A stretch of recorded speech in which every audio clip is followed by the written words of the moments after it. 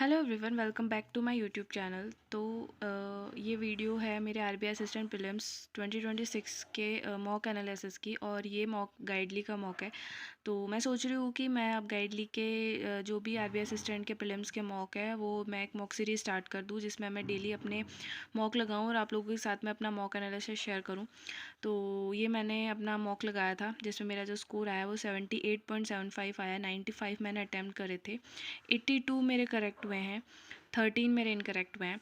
और चलो ठीक है, 13 इनकरेक्ट हुए, मुझे ठीक है यार, मेरी थोड़ा सा है इंग्लिश वाले सेक्शन में मेरे थोड़े ज़्यादा गलत हो गए। मैं मानती हूँ इंग्लिश की मेरी अभी जो है तैयारी चल रही है, लेकिन मुझे गुस्सा तब आता है जब मेरे रीजनिंग में गलत हो जाते हैं। लिटरली रीजनिंग के अंदर मेरा इतना दिमाग ख़राब होता है ना कि यार, इस लेवल के एग्ज़ाम में मेरे रीजनिंग में इतने ख़राब हो जाते हैं, मेरे पीओ में क्या होगा। और क्योंकि मेरी रीजनिंग से ही मेरे को होप रहती है, मेरी रीजनिंग अच्छी रहती है और अननेसेसरी रीजनिंग में गलत हो जाते हैं। तो मैं अब आप लोगों के साथ में अपना डिटेल एनालिसिस शेयर करती हूँ कि मेरा कहाँ कहाँ पे क्या क्या गलती हुई है। तो मैं आपको बताती हूँ। ये मेरा ओवरऑल है, जिसमें मैंने इंग्लिश के अंदर 30 आउट ऑफ 30 करे थे। देखो, ये मॉक नंबर 1 था, तो ये लाइक इजी साइड पढ़ रहा था इंग्लिश में भी और इन सब सब्जेक्ट्स में। तो इंग्लिश के अंदर 22 मेरे सही हुए, 8 मेरे गलत हो गए। ये थोड़ा मेरा मतलब क्या बोलते हैं, एरर डिटेक्शन वाले क्वेश्चन गलत हो गए थे, और एक दो और मेरे वो कैब वाले ये गलत हो गए थे। बाकी न्यूमेरिकल में मेरा एक गलत हुआ, 29 मेरे सही हुए 30 में से। और रीजनिंग के अंदर 35 आउट ऑफ 35 थे, लेकिन मेरे 4 गलत हो गए। अब मेरा सबसे ज़्यादा दिमाग यहाँ पे ख़राब हुआ। इंग्लिश का तो चलो मैं नहीं कह रही कुछ भी, लेकिन यहाँ पे मेरा गलत हो गया। तो ऐसे करके मेरा मेरा अटैम्प्ट 95 थे, और जो मेरा स्कोर बना है वो 78.75 का बना है। अब मैं आपको सॉल्यूशन दिखाती हूँ। ये मेरा इंग्लिश का है। इंग्लिश में फ़ेयर इनफ, देखो चीज़ें मेरे को कोई शिकायत नहीं है कि ये गलत इस वजह से हुआ इस वजह से हुआ, नहीं। ये मेरे को देखो, मेरी ही चीज़ें हैं जो मैं कर रही थी। मैं ग्लूमी और इसके अंदर प्लेजेंट के अंदर मैं कंफ्यूज थी। मैंने वही टिक करा जो गलत था, जो कि मेरी हमेशा की आदत होती है इंग्लिश में, कि जो सही होता है ना उस पर मेरा मन जा रहा होता है, लेकिन मेरा मन कहता है नहीं यार, जो गलत है उस पर टिक करना पहले। फिर अगला भी यही इसका हुआ था मेरा गलत। फिर एक मेरा ये वाला गलत हो गया, और इसके बाद में मेरा एक ये वाला गलत हो गया।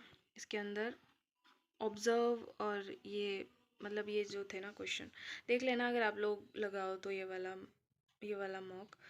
और ये मेरा एरर डिटेक्शन वाले गलत हो गए, मतलब गलत हो ही गए यार। मेरे को मैंने जब करा था ना तब भी मैंने, पता नहीं क्यों मुझे ऐसा क्यों लग रहा है कि मेरे को ये थोड़े दिक्कत दे रहे हैं कि ए को मैं ये समझ ले रही हूँ, बी को मैं ये समझ ले रही हूँ, मतलब मैं कुछ उल्टा सीधा ही कर रही हूँ, मुझे ऐसा फीलिंग आ रही है। क्योंकि ये वीकनिंग वाला, और ये मुझे यही लग रहा था कि सी के अंदर एरर है, फिर भी मेरा बी टिक कर दिया। तो शायद पता नहीं, ए जो है ना मैंने इसको समझ लिया, बी मैंने ये वाली लाइन समझ ली क्योंकि ये बी के आगे वाली डंडी है ना, तो मैंने ये करके और बी पे टिक कर दिया, जबकि गलती मुझे भी इसी के अंदर लग रही थी। और ऐसा ही मेरा इन दो वाले क्वेश्चंस में भी हुआ था कि मैंने इसके अंदर भी मैंने, नहीं इसके अंदर तो मुझे कुछ एरर ही नहीं लग रहा था इसके अंदर तो मुझे नो एरर मैंने करा था, लेकिन इसमें डी के अंदर एरर था। तो ये चीज़ थी। बाकी अगला जो है ना वो न्यूमेरिकल वाला है, इसमें तो मेरा एक गलत हुआ है, और वो जो गलत हुआ है वो मेरा ये वाला गलत हुआ है। और अब आते हैं रीजनिंग पे मेरे ये गलत हो गए, मतलब इतना बुरा गुस्सा आता है ना। मतलब ये वाला और ये वाली जो पज़ल देख लो, 4 लाइन की पज़ल है। मतलब मैं मेंस लेवल की तैयारी कर रही हूँ, क्या मैं ये कर नहीं पाऊँगी? लेकिन इसमें एक क्वेश्चन, 4-5 क्वेश्चन होते हैं इसके, उसमें से मेरा एक क्वेश्चन गलत हो गया। अब ये एक इसका एक पेयर है, इसमें मतलब मीनिंगफुल एक वर्ड बनाना था, जिसके अंदर मेरे जो मीनिंगफुल वर्ड है ना वो ये CATE तो बन गया था, लेकिन मेरे को ये इसका मीनिंग नहीं पता यार। केट केट का कुछ बन रहा है, इसका मतलब होता भी ये नहीं होता, ये टेस्ट वे इसका भी मुझे नहीं पता था, तो मैंने लगा दिया जेड, जबकि इसमें वाई आना था। फिर एक मेरा ये वाला गलत हो गया, इसके अंदर कांट भी डिटरमाइंड ही आ रहा था, लेकिन इसमें ये बनता। फिर एक मेरा जो गलत हुआ है वो भी पज़ल में से गलत हुआ है, एक पज़ल में से गलत हो गया।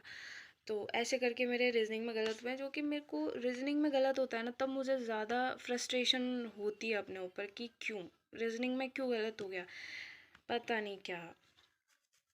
तो ये चीज़ है। बाकी अब देखते हैं। अब मैं सोच रही हूँ कि मैं इसकी मॉक सीरीज स्टार्ट कर दूँ गाइडली के। डेली मैं मॉक लगाऊं और आप लोगों के साथ में अपने मॉक एनालिसिस शेयर करूं। अगर आप लोगों ने ये वाला मॉक लगाया है गाइडली का मॉक नंबर 1, तो प्लीज़ कमेंट सेक्शन में मुझे अपना स्कोर ज़रूर बताना। मिलते हैं नेक्स्ट वीडियो में, तब तक के लिए बाय।